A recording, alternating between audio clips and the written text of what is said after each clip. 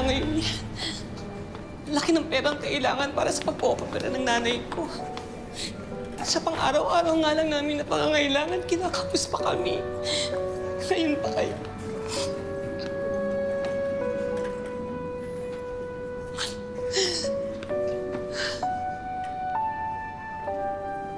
Ate Dindin, manalangin ka po.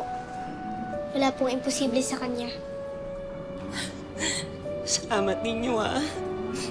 Hindi mo ako pinabayaan sa araw na to. Tinamayan mo ako. Kakayanin ko to para sa nanay ko.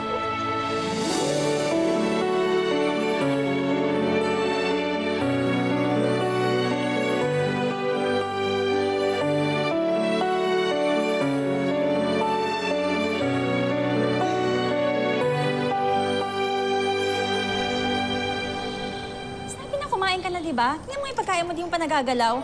Kumain ka. Anong busog? Wala pa nga bawas yung pagkain mo. Kumain ka, kumain ka. Abi, ang tigas ng ulo mo, kumain ka. Ayaw mo talaga kumain, ha? Napakapihikan mo. Kala mo mayaman tayo? Hindi ka nga dito. Namumuro ka na, ha? Naiinis na ako sa'yo. Ate! Teka lang, ate! Minahon naman po kayo. Oo, kawawa naman po yung bata, oh. Eh, ang tigas ng ulo, eh. Ayaw kumain. Ate, iba po yung disiplina sa pagpapagalit, pagpapahiya sa bata. Lalo na maraming tao, nakakahiya. Kawawa naman yung bata. Teka lang, Gege, ha? Ano bang alam mo sa pag-aalaga at pagdidisiplina ng anak? Eh, sa pagkakaalam ko, wala ka namang anak. Tinan mo, Angel. Tinan mo. Di ba? Ang daming tao.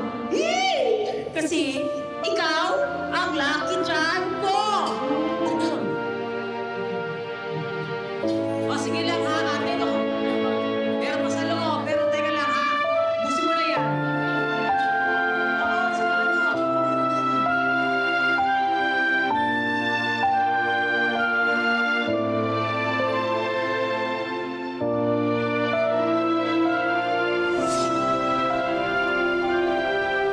Pwede ba?